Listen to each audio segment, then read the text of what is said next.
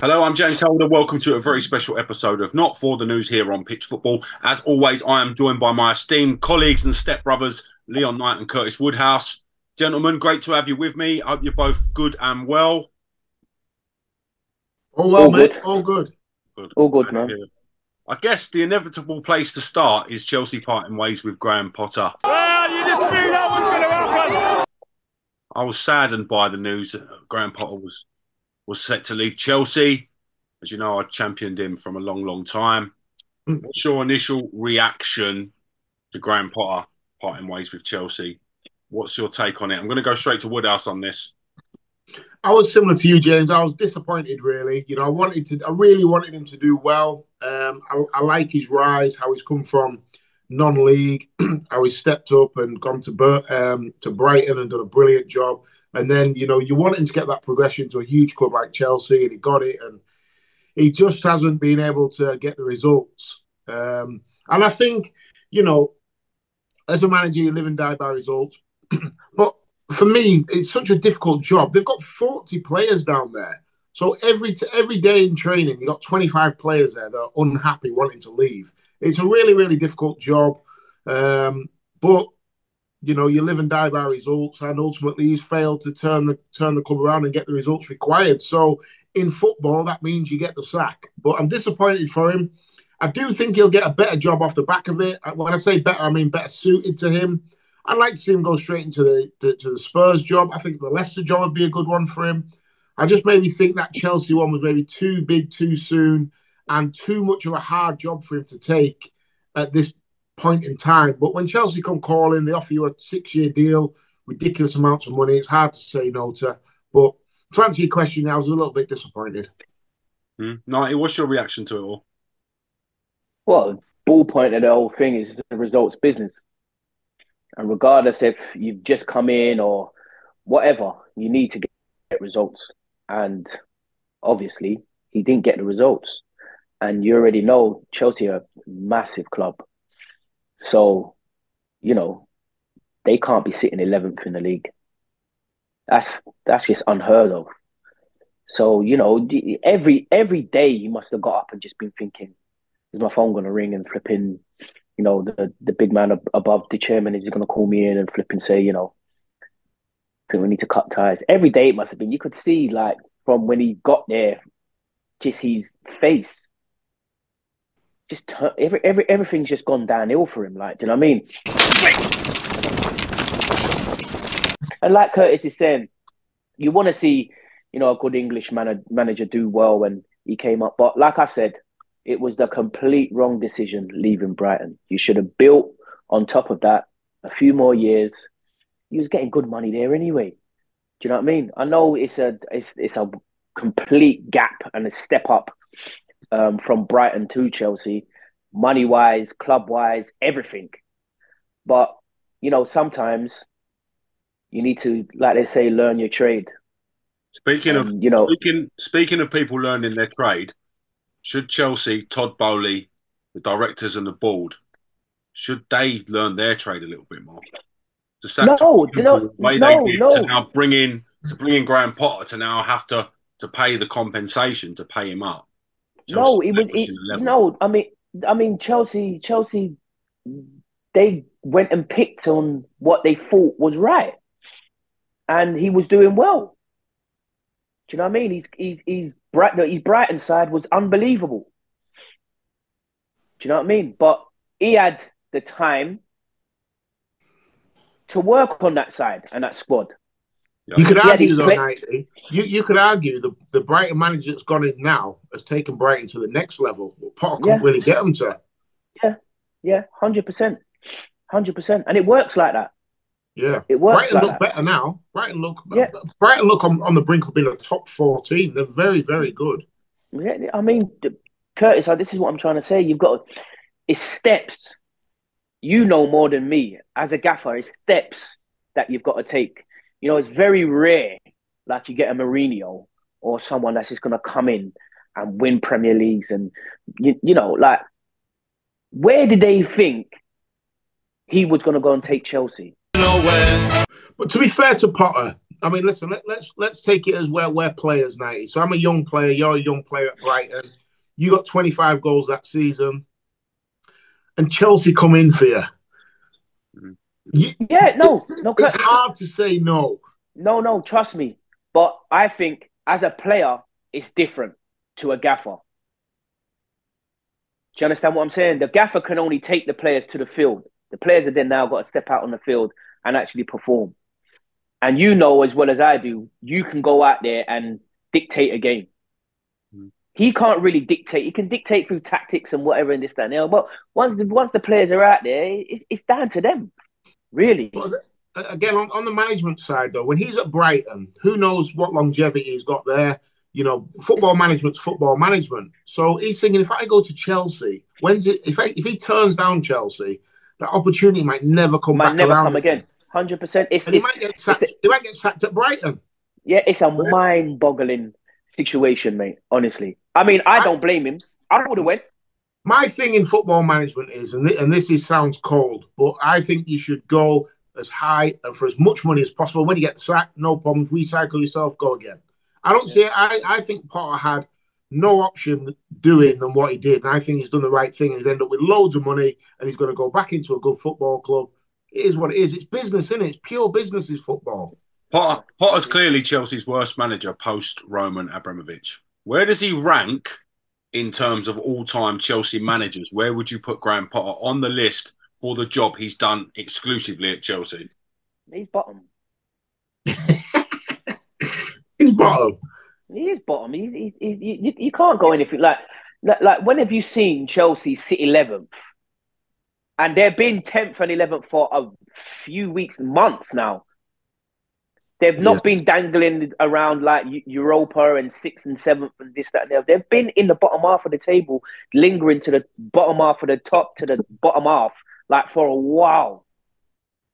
I've got to defend him a little bit. I just think the circumstances of that club, I think I don't think he's done a good job by any stretch of the imagination, but I think he's just been crippled by everything that's around him, and he probably hasn't got the experience quite yet to get out of the situation that he's in. To say he's the worst ever Chelsea manager, I think is very, very harsh. I mean, you name a worse one. Well, I can't. Exactly. So he's bottom, and that's just the harsh reality of what it is. You got to deal with the fact. You got to look at it and see. You know, when Chelsea got in, you know, Di Matteo and Eddie Newton, they won the Champions League. Okay, what about your man that came in, the Russian guy that came in? What's he called? And he fell off the face of the earth. He's just been the worst. And but I hear what you're saying about he's got 40 players and all that around him. But a gaffer's meant to come in, stamp his authority, and say, listen, you, I don't want you. So you're gonna have to speak to your managers and agents and this, that, and the other, and find a new club. And you bunch of players, you lot are gonna be the ones that are playing, regardless of who's upset. I ain't here to make people happy. I'm here to get results, and this is the squad that I'm gonna pick, and I want to work with, and this is how it has to go. I mean, it was the last manager. What's his name? What's his name? Tuchel or whatever his name is. Yeah, he came in, won the Champions League. Yeah. This is the biggest ever record-breaking season of managers losing their job in the Premier League. 13 so far. Another manager that's had a big fall from grace is Brendan Rodgers, losing his job on the same day as Graham Potter. What do you make of Brendan Rodgers' fall in form and decline in stock, parting company with Leicester City? What's your take on it? Sorry, what's your take on it, Knighty? I don't think he's had a real fall. He's had a bad time at Leicester. Don't get me wrong. But where did he come from? Swansea, then went to Liverpool, cut ties with Liverpool, done well at Liverpool, cut ties with Liverpool, or got sacked or whatever it was. Went Celtic. Went Celtic. Did he do well there? He did well, yeah. He won the league. He did very well. He had a good win in the Champions League as well, didn't he? And then you end up with Leicester, and you know the Leicester squad ain't the best. So you're working with what you're working with. They ain't the funds. The funds ain't there either to be splashing out and buying players and this, that, and the other. So he's been trying to keep on to players as well. Arsenal have been tagging him for the boy there midfield and stuff, and he's kept on to them. But it just ain't worked out. I don't think he's had a real fall from grace. I think if he gets a decent club with a few decent players in, I think he could do well again. Potentially a Muhammad Ali for women's boxing.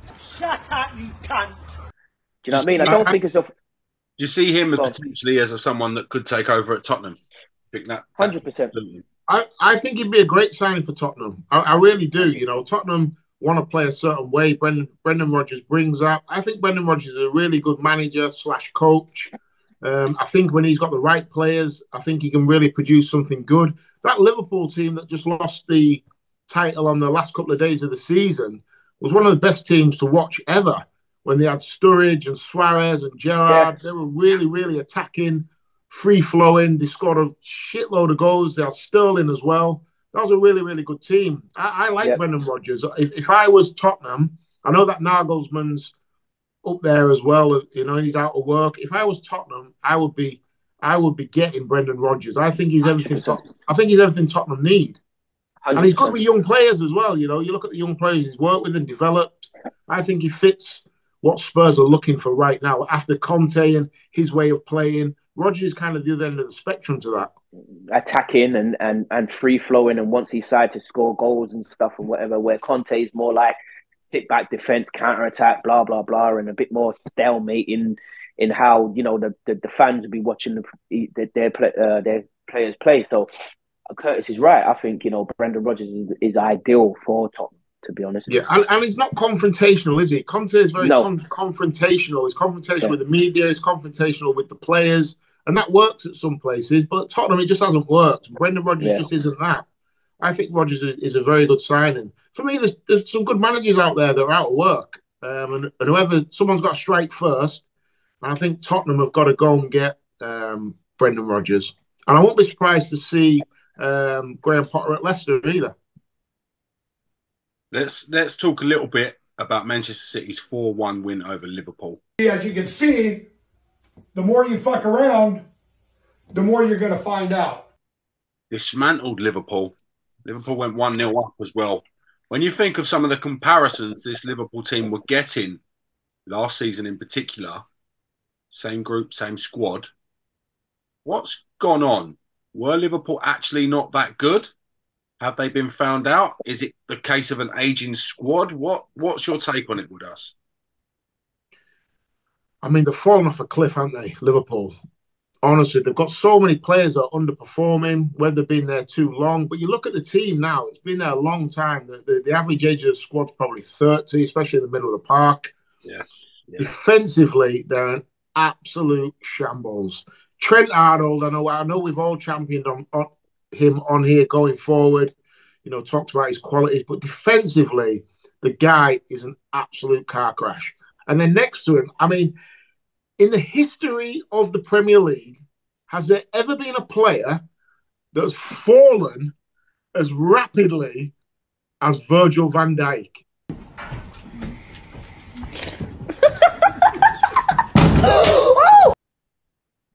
He's gone from Virgil van Dijk to Dick Van Dyke.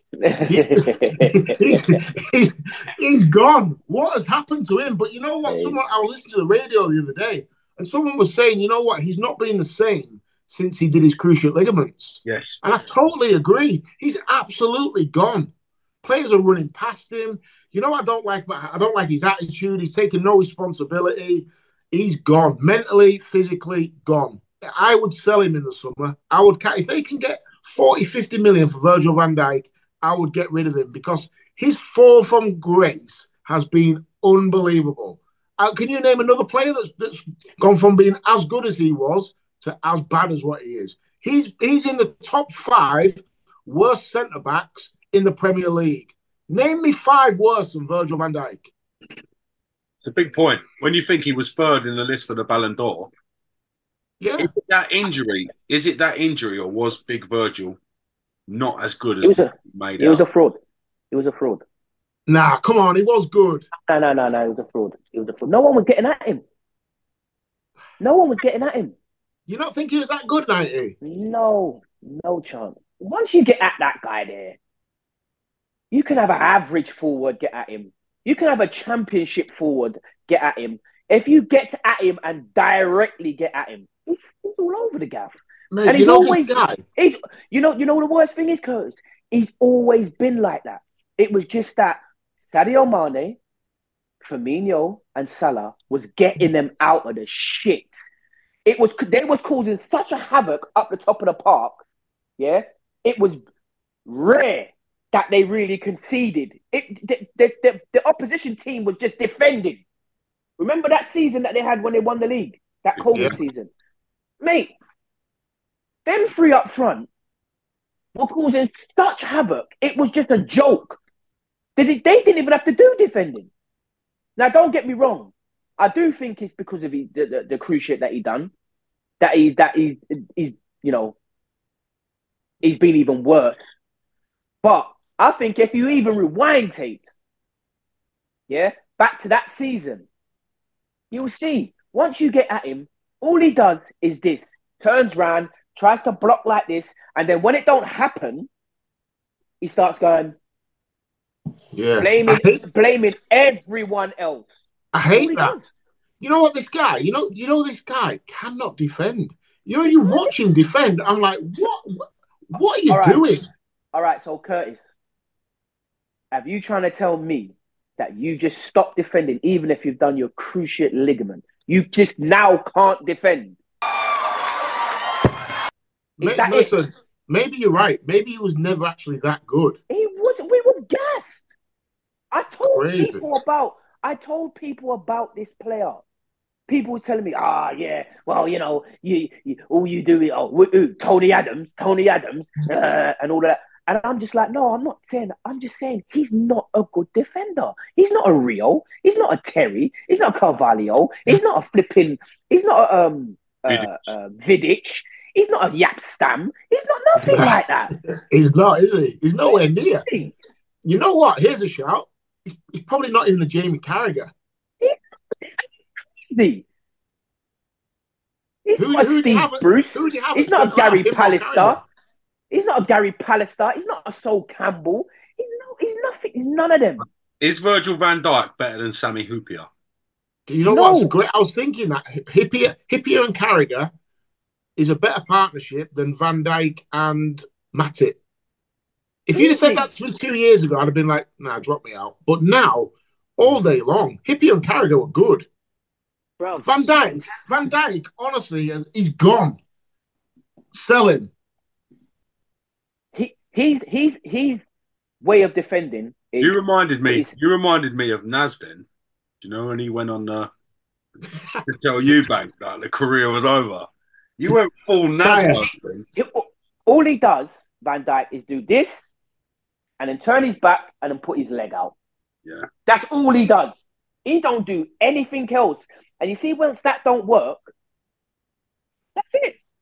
Yeah, I agree. He's one of them, right? When you're 5-0 up, he looks unbelievable. Rolls Royce. The guy can't defend. Give me like Does his physical advantages patch up a lot of his errors? Do you think his physicality? Do you think if he didn't have the stats in physicals that he's got, he wouldn't even have been mentioned in that bracket? Come on, bro. You can't mention him. He's not in the top 10 all-time Premier League defenders. He's not. He's not. I agree. He's nowhere near. He's not really in the top 20. He's nowhere near it. I've been saying this for years, even when they won the Prem. Yeah? Like I said, it was their forwards that was doing the work. They were working clubs. Yeah? Mane, Salah, Firmino, whoever else they had up there joining them in. They were pummeling clubs. Yeah? And everyone was going, no one was speaking about Trent's defending there. Nobody. No, you're right. Yeah. Not that they would bring Divock Origi on and he would just smash a winner from pace. Right. Nobody was talking about their defending. It was all because of the attackers were doing so much. But now the attackers and Sadio Mane is gone, which is their decline. And I will say it again. You sold him. That's it. Your club's finished. Yeah. Now they've sold him, and Liverpool and Salah is mediocre this season. To be fair to Salah, he's the only one. If you actually look at Salah's record this season, he's the only one who's kind of kept. He's dropped off a little bit, but his drop hasn't been as big as what. They have had injuries though. If you look at Jota, for instance, he scored a lot. Doesn't matter. Last year. He's not been available. Jota has been. Yeah, but Jota ain't gonna be that. He ain't that guy. Nah, Jota's a sub, isn't he? He's an impact. He's not that guy. He's not that guy. I'm telling you. What annoys me about Van Dijk more than anything is like you imagine you talk about them centre halves we've been talking about. You know when their team's having to defend, they're organising, they're dragging people around, getting your midfielders sat in front of you. This guy, when Liverpool get put under pressure, this is what this guy does. He waves a white flag and surrenders, and I hate that about him. He's got a real horrible demeanor during games. When you're 1-0 down, you might as well bring him off because he surrenders. He has got the backbone of a jellyfish. He's got nothing about him. No spunk, no leadership qualities. Nastiness. He's got no nastiness about him. I can't remember the last time I seen him like win a sliding tackle or put a hard challenge in on someone to make that he's there forward, make sure he knows he's there, and I can't remember that ever. All he tried 100%. To do is run alongside the player and nick the ball out. He had a little pop. Yeah, he had a little pop at Carragher, didn't he, a couple of weeks ago? Can you remember that? I think he named I think he was naming players that he respected at centre half, old Liverpool players or whatever.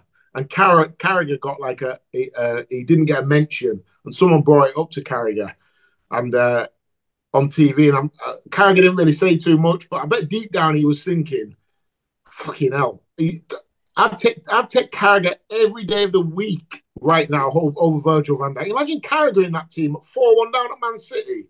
People are getting dragged around the place, and he's defending.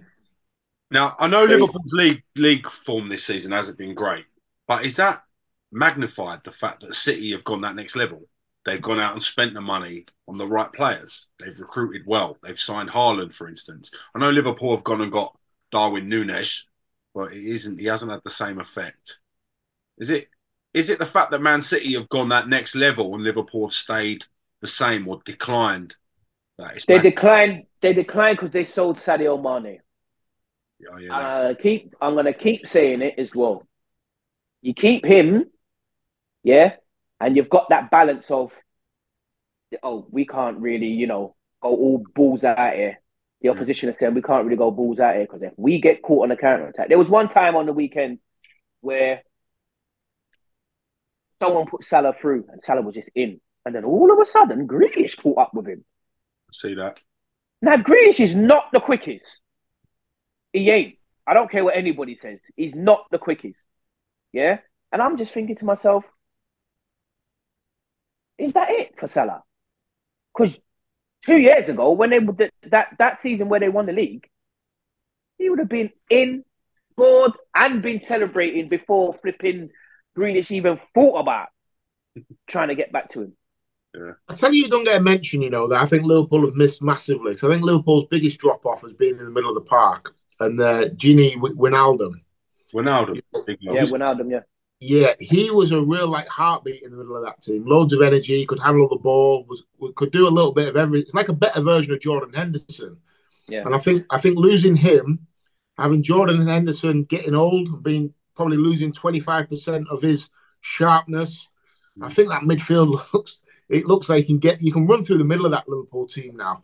And to defend Van Dijk, which I don't really want to do, he is having to defend a hell of a lot more than what he had to. And that's what's showing his weaknesses, I mean, we're talking about Van Dijk. Curtis, where did Van Dijk come from? Southampton via Celtic. Southampton, yeah. And then where? Celtic? Celtic. Yeah. And then straight to Liverpool. Yeah? Mm. There's no credibility there. No one should be really respecting him. Like I said, it was the forwards doing their work and overload on doing their work as well. They were pummeling teams. And you know what? That's maybe why Trent looks so good. Because whenever Trent and Van Dijk have to defend, Liverpool concede. Simple as that. I'm trying to get at. This is what I'm saying. Who was talking about Trent's defending in COVID season when they won the league? Who was talking about Trent? I wasn't. No, we were talking about their blistering pace on the counter-attack. The way they won the ball back before it got to the defenders. Right, and now they ain't got that. Yeah. And you have to now, it balances itself out where, it's 50-50, where you're attacking 50% and now you've got to defend 50%. You're seeing these true players. Yeah. Imagine, you're 2 players short at the back, Liverpool. Van Dijk and Trent, because they can't defend. So really and truly, if they're playing 4 at the back, they've really got 2 defenders. Knighty, what was your thoughts on Julian Alvarez? Came in to replace Haaland. I like him. He looks like a player, doesn't he? Yeah. I like him. As a forward, he just seems like he's just all about goals.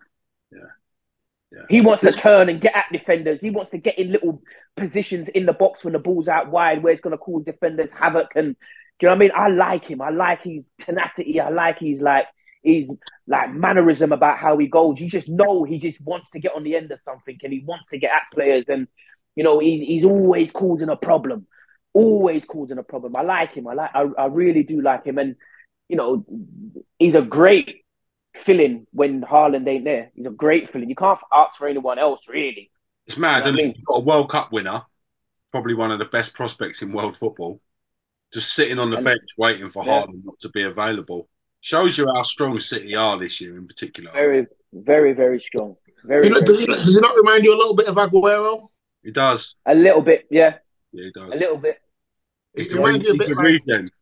Yeah, I like a little young Carlos Tevez as well. That type of South American that he plays hungry, doesn't he? Hungry. This is what I'm trying to say. His tenacity is just like he wants to get at. He wants to score goals. Like, do you know what I mean? I don't even really see that in Haaland, even though Haaland's a phenomenon. But where Alvarez is just tearing around the pitch. Do you know what I mean? I like that. That's a Tevez. That's a Rooney. Do you know what I mean? It's that kind of, I like that about him. Yeah. And playing in that side, he's always going to score goals, mate, like that. He's always going to score goals. I'm just picturing the clips of Knighty telling us about Haaland when he joined. It was just running through my head then. I could feel it. Bruv, at the end of the day, I was wrong. It's no biggie. Like you was wrong about Potter. It's no problem. I don't think I was wrong about Potter. I just think the job was too big for him. You know why how I know this Alvarez is like the real deal. Go on. How I know he's the real deal is how many times in Pep's career has he played as a manager 4-4-2? Hardly ever. But this season at Man City he has, because he's thought I've got to play these two. That's how good this guy is. Then, man, if they play 4-4-2 and play Haaland and Alvarez up front, it's damage getting done. That's the problem, isn't it? Yeah, damage getting done. Imagine them two like coming short and going long and trying to get it. Oh, mate, honestly, it's horrible. I hope Haaland's not fit against Arsenal, and then they try and do this 4-4-2 against Arsenal and play Alvarez and think we're going Holding if what's his name ain't fit, and we've still got Holding. Oof, we're going to be in a lot of problems, mate. That's what I'm saying. That's how you know this guy's a real deal. Because Pep's a 4-3-3 man, has been his whole life. But he's come here and a few times looked at a little 4-4-2 to get them two together. That's how good this guy is. And them two together is a dynamite. Yeah. It's a scary prospect. Would you not look to play 3-5-2 maybe with them two in there? With a back three and I think it would suit them well, especially with Cancelo leaving. Yeah. They've got that. They haven't got that natural left back. Listen, Pep might be watching this. Don't give him no ideas, bro. Because right now we need him to lose as much points as possible, bro. Speaking of which, Man City won 4-1. Arsenal done the same thing, 4-1 against Leeds. Comprehensive victory. They're taking teams out as Arsenal. What was your take on the win over Leeds night? It was for the first what? They was in there for a little bit, Leeds.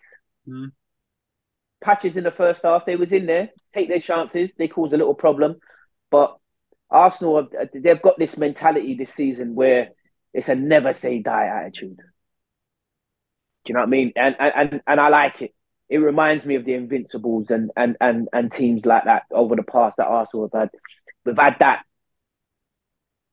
real like doggy mentality, like, you know, all right, cool. We might Bournemouth, for instance, we went 1-0 down, was 1-0 down at half time and come out, got the result, got the 3 points. Here as well. Tricky game is Leeds, you know. Funny team, mate. You don't know what team Leeds team's gonna turn up. They might turn up and spin you over 2-1 or 3-1. Do you like me? I mean, and I'm just happy that we got the 3 points. We're scoring goals as well, because you never know, mate. It could come down to goal difference at the end of the season, mate. I'm telling you, you just don't know. You need to concede as less as possible and score as much as possible, mate, because you know City are now turning on the back burners. You know, play. Yeah, we've got City to play, yeah, at City. Oh, really? At the Etihad. Yeah. You see it going down to the wire this season between Arsenal and Manchester City. Yeah, because we won't beat City at their place. Yeah. How many points are you clear? 5? 5, yeah. It's going down to the wire, boys. Because I agree. I think City will beat you at the Etihad. Yeah, 100%. Yeah, I think they'll beat us. I mean, I've said many a times is a draw will be nice there, but then we've still got to go to Anfield. You know they're going to be up for it there, regardless of what we're saying about Van Dijk and this, that, and the other, and blah blah. You know that crowd at that ground is like a 12th man. Then I think we've got Chelsea as well, haven't we? Got Chelsea to play. As it currently stands, Arsenal are 8 points clear, but City got a game in hand.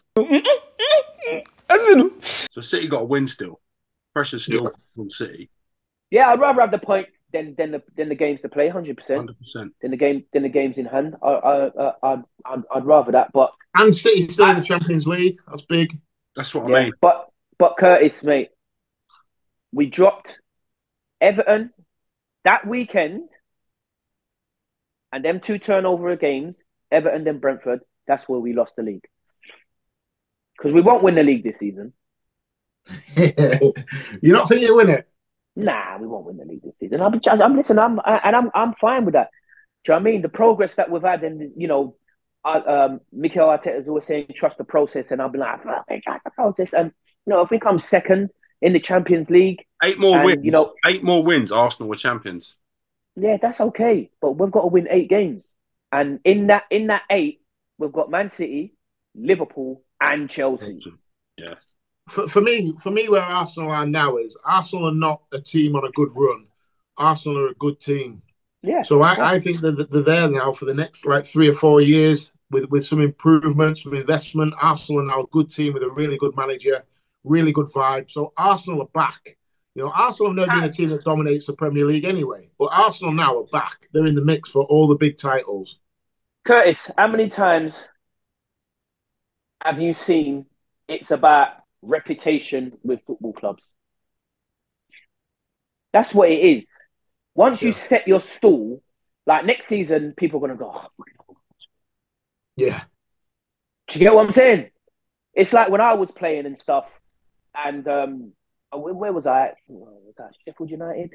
Where was that? Sheffield Wednesday? And Sheffield United had Tong and all of them players in there, Jagielka and this, that, and the other, and they were firing, and it's the reputation. Oh, we've got Sheffield United this week. No, like, we're going to be in for a game. It's about reputation. It's like when Man City turn up. Yeah. Because they've done it. Do you get what I'm saying? Yeah, I hear like Man United, isn't it? They say when you played Man United, you were 2-0 down in the tunnel.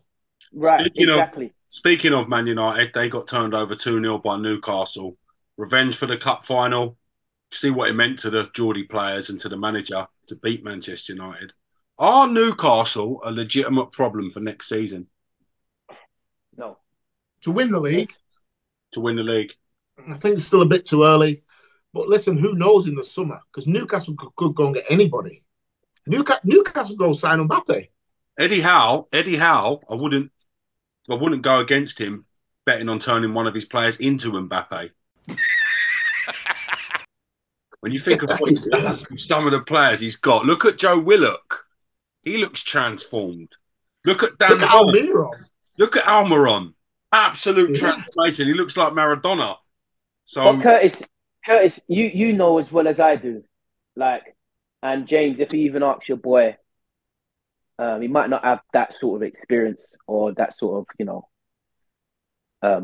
he ain't got that experience. But Curtis, you can talk in time, James. You'll be able to speak to your boy, and when the changing room's good, everybody starts performing.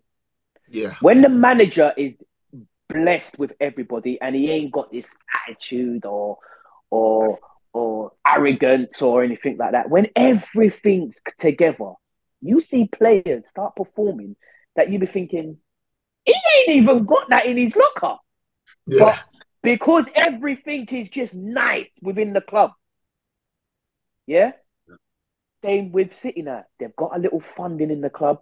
Everybody's nice. The manager's making them feel like, he ain't coming and gone, we want to go and get Mbappe. We want to go and get fucking Messi. Because they can afford them. Yeah.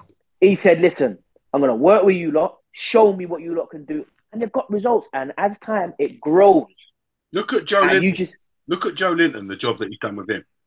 Turning him into a midfielder. He's been absolutely unbelievable. Yeah. I'm telling you, mate. I love your man that they've got in midfield, Bruno Gomes. Player. This guy's a player. He gets in any team in the Premier League. He's legit. I agree. What I love about Newcastle as well is, and Knight makes a good point, Newcastle haven't got a star man. Who's Newcastle's like? Last year Newcastle's main man was St. Maximin. And that's all they had. And he was the man. Newcastle ain't got a main man. Newcastle are a really, really good team. What about Dan Burn as well, by the way? How's Dan Burn not getting a sniff for England? Player. Eddie Howe was saying this. Gareth Southgate needs to come down to St James's Park and have a look week in, week out at some of these Newcastle players. Sorry, Alan Shearer said it. How some of these Newcastle players are playing. They should be in the mix for some call-ups to be looked at for England. Yeah, listen, Dan Burn's 6'7", can run, can tackle, has got a very good left foot, good distribution. Who've we got left back? Luke Shaw? He's not doing anything. Dan Burn could play on the left of the back three as well. He played there for Brighton. For me, Dan Burn has to be in the next England squad. How can he not be in it? Every time I've seen Dan Burn play, I'm like, holy shit, this guy's a player. Joe Willock deserves to be looked at. He's 100% exceptional. People think because you've been let go by a big club, you're not good enough. Sometimes but Newcastle's a massive club. Don't mess around. No. You can't be picking Gallagher ahead of Willock right now. No chance. Come on. I agree. If you're Willock, you must be thinking, hold on a minute. What's Gallagher done to get in the squad ahead of him? Zilch. Why do you think some players are more fashionable than others when it comes to getting these caps?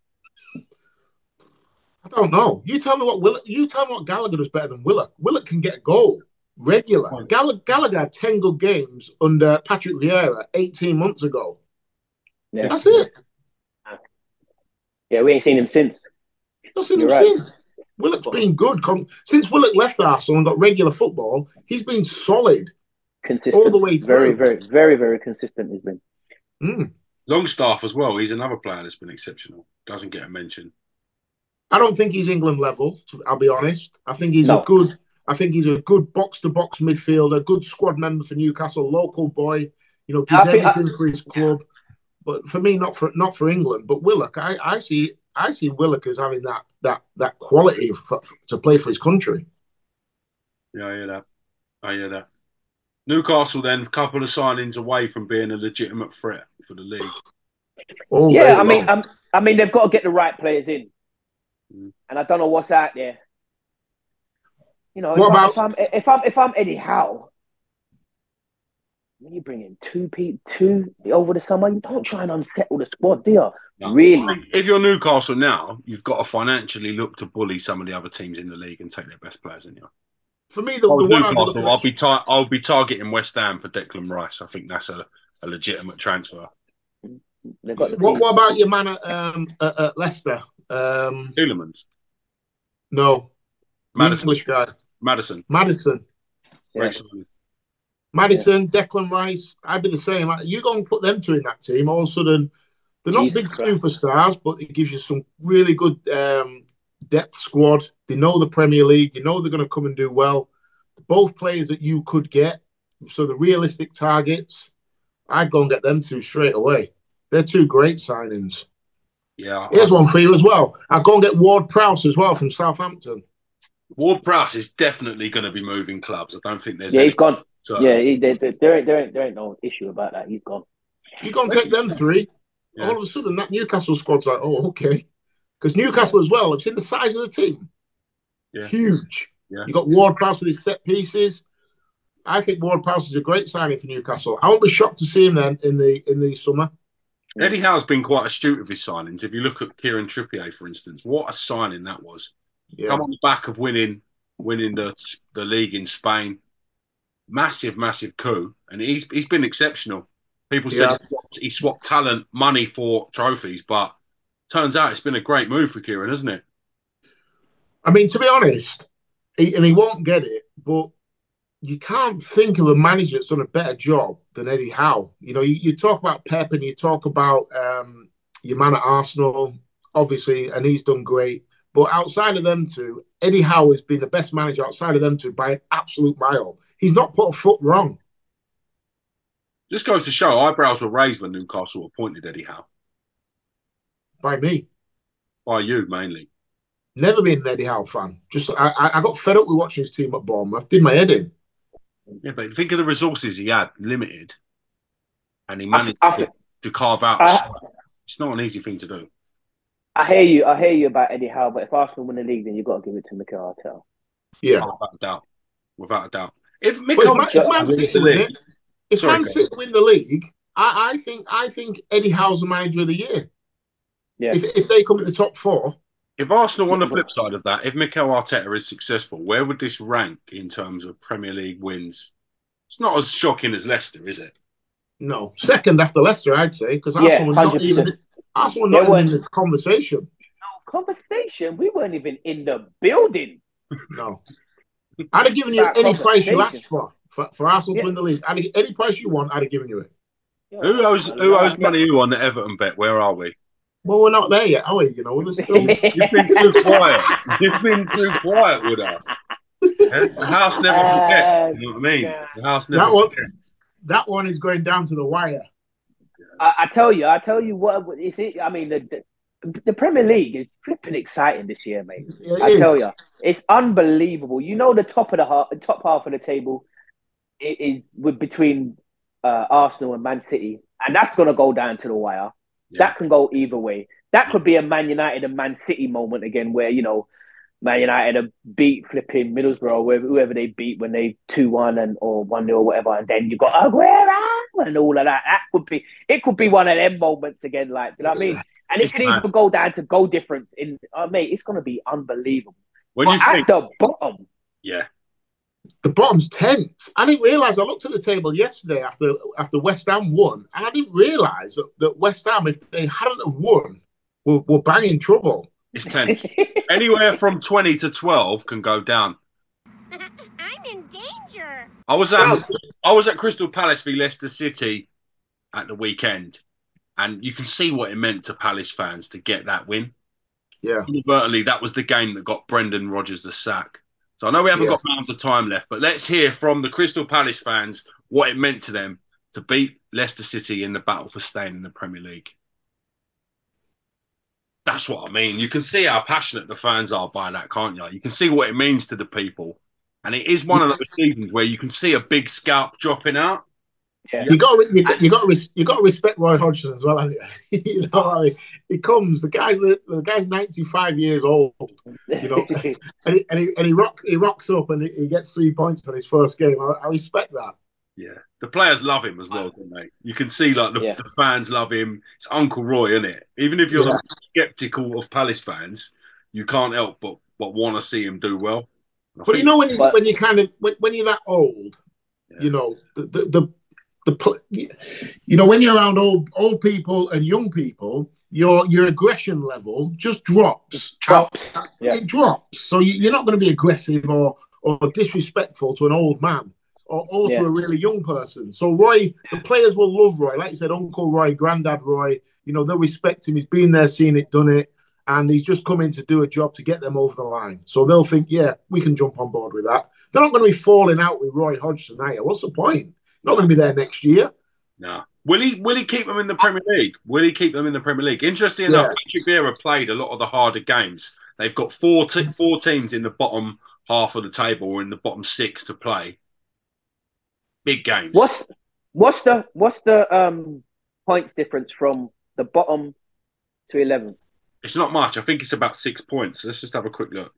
Southampton are a bit cut adrift, aren't they? Let's have a look. So I was just looking at this before we came on. So the rest of it's so tight.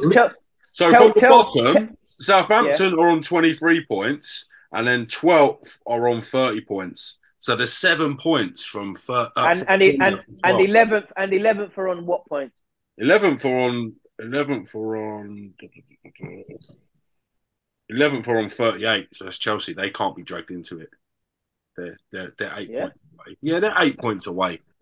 I can't see it. Never say never. Brother, let me tell you this from now. Go on. Let Chelsea be performing like they performed against Aston. Remember, Aston Villa went to Stamford Bridge and took 3 points off of Chelsea. Yeah. I don't know what Chelsea's fixtures are in the next 8, 9, 10 games or whatever. Yeah.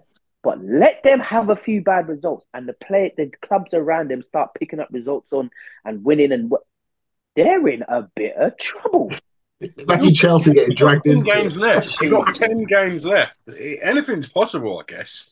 No, Chelsea won't go down. Chelsea got too much quality to go down. Did you think Aston Villa would go into Stamford Bridge and getting 3 points? I knew it was a tough game. I knew it was a tough game. Emery's Aston Villa are a team on the up now. They're not like Aston Villa early in the season. That result didn't shock me, to be honest. I'm the same as James. No. Right, so you're not going to be shocked if Bournemouth beat Chelsea. You're not going to be shocked. I'll be shocked if Brentford beat Chelsea. No, not Brentford. Brentford are a team. Shocked. The only I can only see Chelsea getting. I don't know if they've even got them in the last 10 games, but it's like clubs like Leicester and stuff. West Ham are going to be a problem because they're scrambling themselves. Everyone that's fighting for life's going to be a problem, aren't they? Yeah, I tell you, you're in trouble. Leeds United. Yeah, Leeds are in trouble. They cannot score goals and they can't keep them out of the net. Yeah, they can't defend. Yeah. Wow. So Chelsea have got Brentford, Man United, Arsenal, Bournemouth, Forest, Man City, Newcastle. Oh, fuck that. I'm telling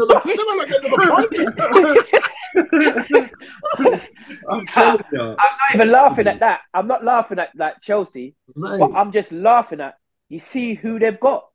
Every game there's someone going for something. There's no games where they've got teams that are safe or like not pushing for the league.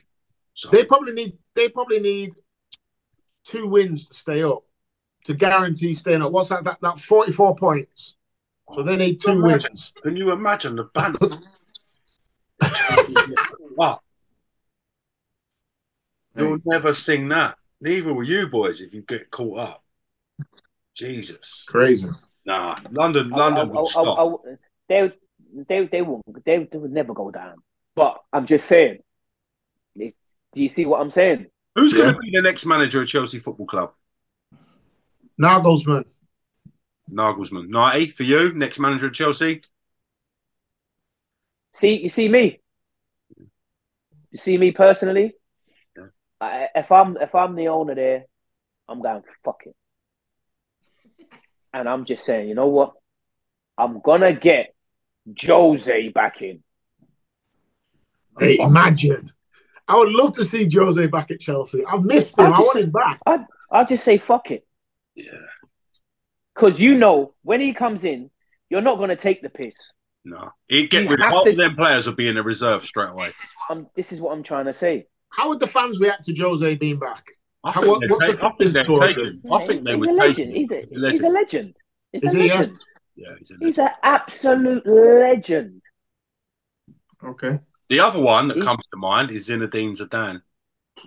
You go out and spend the money and get a marquee name manager who's available.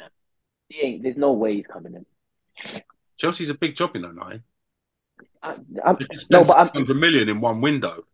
No. I'm not saying. I fully know they're a humongous club, but I'm just saying he ain't gonna go there. That ain't his kind of. Mm. Do you get what I'm saying? I see Ancelotti going and taking care of the Brazilian national team. That's a little rumor I heard. Quite a few and then players at Chelsea. I see Zidane going back to Real Madrid or something like that. Yeah. I would love to see Jose back at Chelsea. I'd love to see Jose against Klopp, against Pep, against Arteta. That's what they need, Chelsea. Got that with Chelsea in a crisis where they need a team to sign. They need to get rid of players where he can do his magic. Yeah. He turns Badashili into one of the best centre-backs in the league, in my opinion. That's him. Yeah. Chelsea are a world-class centre-forward from being a really good team. Chelsea are not shit. Chelsea take back Lukaku. Does he play again for Chelsea or does he leave in the summer? Nah, he's got to go. That one's done. For me, they go and get the guy from Napoli. Osherman. Yeah, go and get him. Especially if Jose comes in, because that's Jose's Drogba. Yeah. So I love the Jose shout.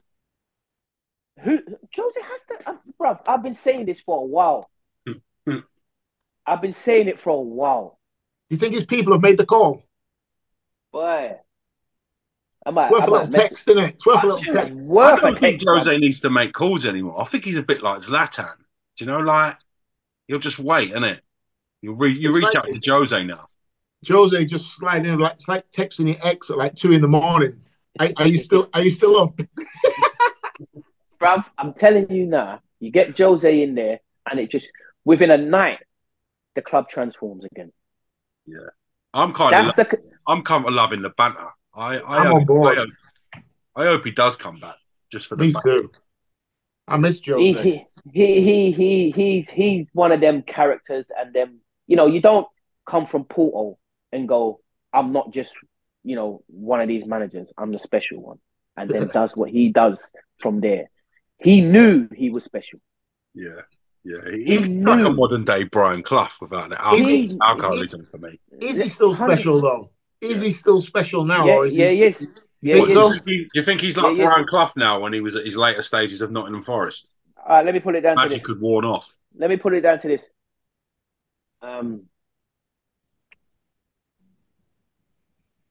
Name it, bar Tottenham, where he went, he's just won everything. Yeah, he's done brilliant everywhere. He has. He's gone Roma. Did he? He won the Europa. Yeah. And finished second. That's fair enough. Yeah. And finished second. Yeah. I suppose when you think of in terms of where that squad was and what he had to work with as well. Yeah. I mean, Matic and that. Come on. Do you know what? The only dint he's got on his resume is flipping Tottenham. Yeah, but that's a graveyard. Tottenham. Who does well at Tottenham? Tottenham don't count. You can't count that. I'm trying to say. Can't count that. There's a job. I hear that. The guys won everything. Gentlemen, before we go any further on this, I just want to say thank you very much for your time today. If you are watching this on our YouTube channel, we do really appreciate the support, so please hit subscribe. Also, check out our app, Pitch Footy, Pitch Football on iPhone and Android for all the latest news, giveaways, shirts, competitions, fan debates, Curtis Woodhouse's top 11 of Leeds predictions, all kinds of stuff is on the app. Thank you very much, boys, and I look forward to the next episode of Not For The News, exclusively here on Pitch Football. Thank you. Nice one, boys.